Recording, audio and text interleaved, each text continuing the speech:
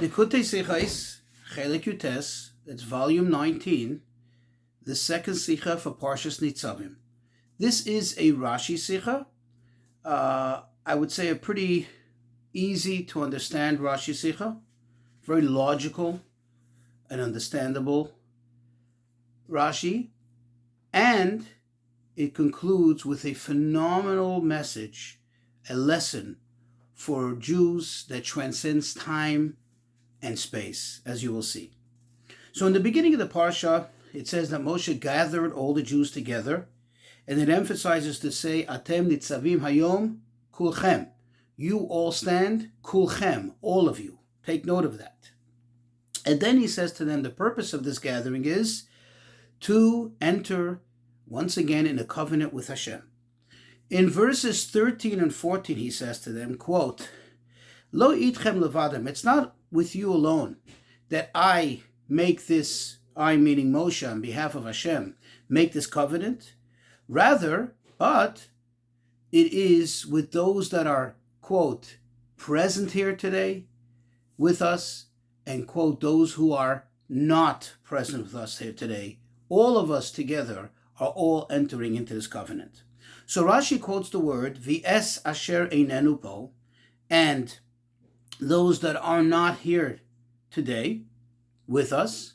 And Rashi explains, what does that mean? Quote, that, and even with the future generations, even with the generations that will be in the future. That's more exact, literal translation of the words of Rashi. Meaning to say that Moshe made this covenant even with generations that are not there, but that will be there in the future. So of course the question is, like in every Rashi, what is really the point of Rashi? What is Rashi's objective here? What's Rashi trying to explain?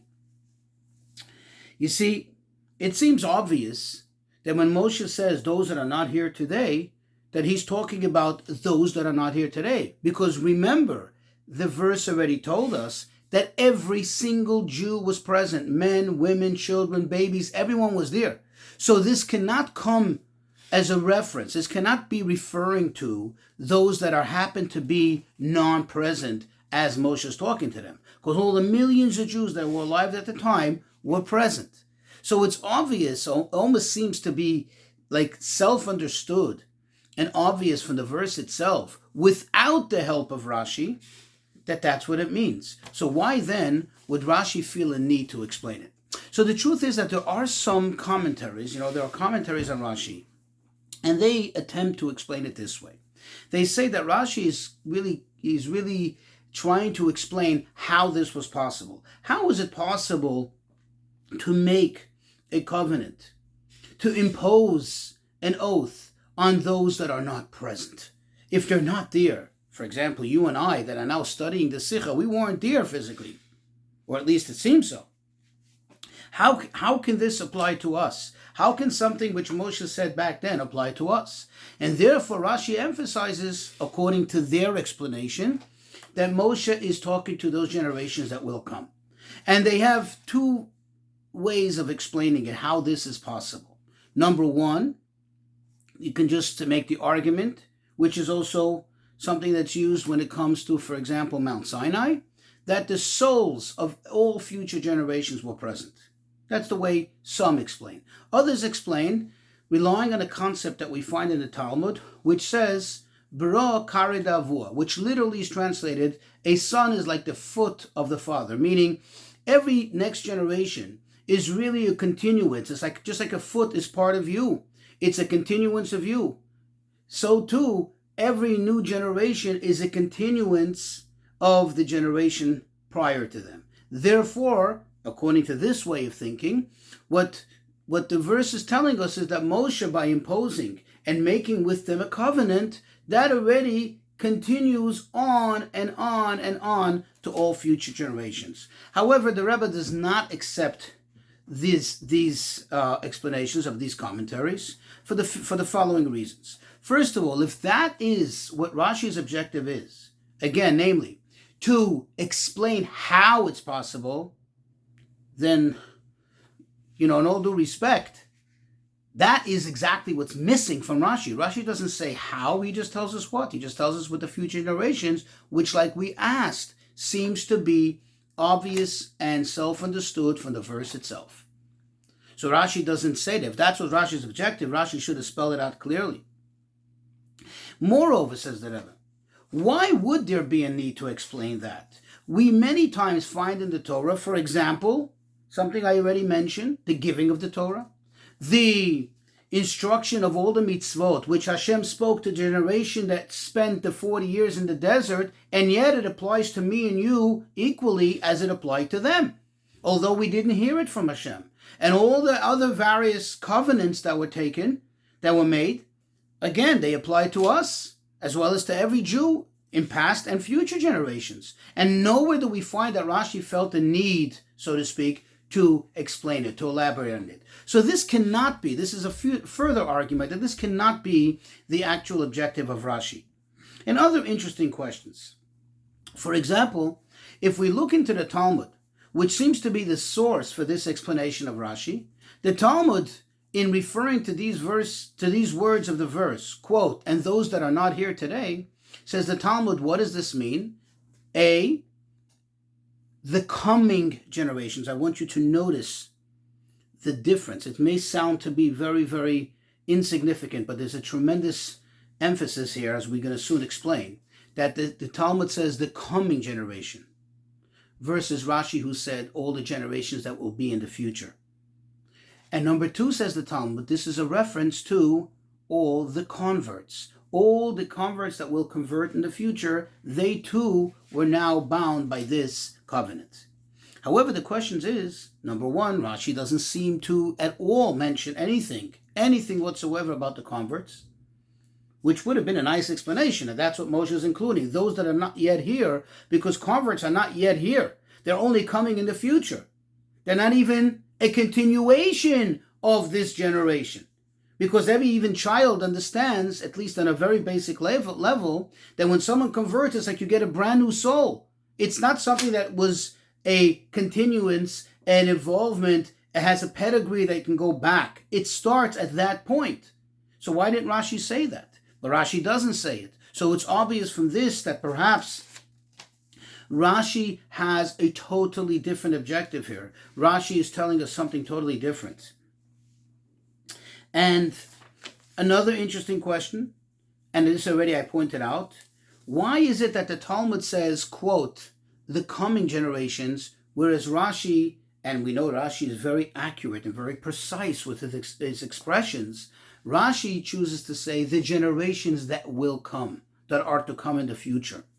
What is going on over here? In other words, to summarize all of this, what is Rashi really telling us? What is Rashi's objective here? So the Rebbe explains that Rashi is actually is not about telling us how this happened, or perhaps why this is possible. That's not what Rashi's objective is. Why? Because that's not a question. For anyone learning the verses, anyone studying in the most basic meaning of the verses, we've had many, many times throughout the Torah that things happen which are quite impossible for even the human mind to wrap itself around it. Miraculous things. But we know that they're possible. We know that they happen. We know that it is true. Why? Because it happens from Hashem.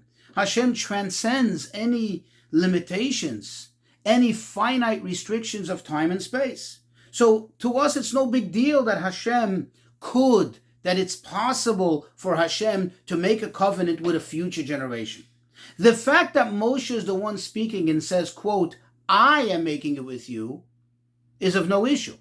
Because Moshe is not speaking on behalf of himself. Moshe actually is speaking as a mouthpiece for Hashem. So when Moshe says, I am making this covenant with you, it's not Moshe who's doing it, it's Hashem who's doing it. If Hashem is making the covenant, we have no problem in understanding how it's possible that Hashem should be able to make a covenant for the future generations, or with the future generations, even though they are not physically present at the moment. That's not a problem, because we know that Hashem can do anything, and He can do everything. And therefore, that's not what Rashi is out to explain. What Rashi is trying to point out, what Rashi is attempting to explain to us, is exactly what happened here. In what manner did this take place? How was this covenant made? And that's what Rashi says, and that's why he emphasizes by saying, in the generations that are to come in the future. Meaning that all those that will be in the future, they too were there present. And I'll explain. You see, the verse makes a very powerful parallel. Moshe says, not only those that are present here today, but also those that are not here today. Meaning not only those you see as you look around, souls in bodies, not only the bodies, the living bodies you see around you, but also those that you cannot see, that, so to speak, their bodies are not there. This tells us that their emphasis is on the parallel, that they're both equally in this covenant. You see, Rashi had no choice. Rashi has to tell us that this covenant was made with all the generations that are going to come in the future. Meaning that, so to speak, they were there just like those who are standing there present right now. Nishamot bigufim, souls in bodies, meaning living people. Not just the souls, not just the theoretical beings, but they were actually as if they were physically present. Because otherwise, the wording, the verbiage in the verse doesn't make sense. Because it makes a very clear parallel. It brings together those that are here, those that are not there. If it was done in any other manner, then it wouldn't be the same. Then it would be like a dual covenant taking place at once. One with the people who are there, that's one manner, and one with the people that are not there, that's another type of covenant that's being made. And this is why Rashi made it a point to not quote directly from the Talmud and say the coming generations. Because if you think about it, what is the idea? What is really behind these words, the coming generation? The coming generation means that they come as a result of this generation here, which implies that the generation that's here and present right now has this type of covenant. The other ones are coming as a result of not themselves, but the generation that's standing here and now. You hear the word coming, the coming generation. They come as a result, which is like a continuance. Like we said before, the concept as the child is considered to be, quote, like the foot of the father, meaning the foot of the parent, meaning a continuation of parent. And the next generation is another continuation of that parent, and so on and so forth. That's not what's meant here. And that's why Rashi uses the term, and those generations that will be in the future. That means they're actual people that will be in the future were actually here now. And this again, just to reemphasize,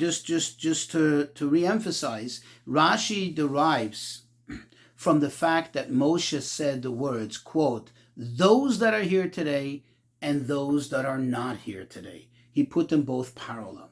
And that's why Rashi was compelled to explain it in this manner. So to summarize again, what Rashi is telling us is, if I have to say it in plain, simple words, that not only did this covenant take place with the people who were physically standing there and could see each other, but like Hashem brought all the future generations together, yes, every single Jew that will ever live came there. Now, how that looked like, what it looked like, I don't know, because I wasn't there and I don't have the ability to think in those terms. But that's what the verse is telling us. We may not have a visual and know what it looks like, but the verse is telling us that this is what took place, that everyone was as if physically present there, and therefore equally took upon themselves this covenant, equally meaning those who were there were able to say yea, and those who were souls and bodies in a slightly different form, but they were present. That's what Rashi is trying to tell us. And that also explains why he didn't say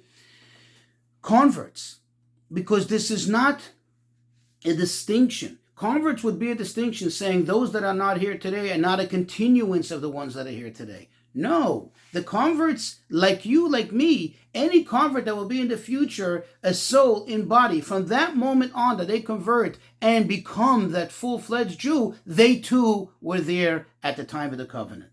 Says the Rebbe, this gives us a phenomenal lesson and a phenomenal directive for every single Jew in any single time. You see, as Jews, we're always the minority. We're always the smallest in population.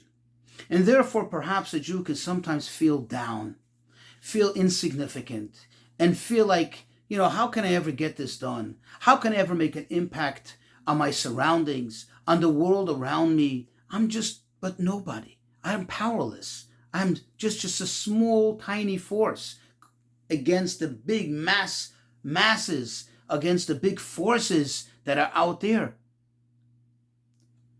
If we think about this, when a Jew is connected to Hashem, when a Jew connects to Hashem himself, who is limitless, the Jew, through, of course, Torah and mitzvot, connects to Hashem, and thus, through that, becomes connected to all generations of Jews. Once you plug into this covenant, you become connected to all those present.